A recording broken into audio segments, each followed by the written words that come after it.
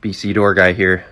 We got called to the site for the door being stuck closed with rollers out of the track. After a short investigation, it was obvious that the gate was bumped by a vehicle. The person who had done goofed by bumping the gate had forgotten to tell their caretaker, who was the person who actually called it in, and just told them that it won't open. Now, after explaining to the caretaker and culprit my findings and insisting multiple times that the door must have been bumped, the person finally admitted to bumping the gate. They said they barely touched it with their vehicle, so they didn't think it mattered to tell us. Although we could see some pretty deep scratches on the back of their vehicle from the gate and bends in the track from where the rollers would have popped out. They kept trying to run the gate after bumping it, which definitely worsened the situation.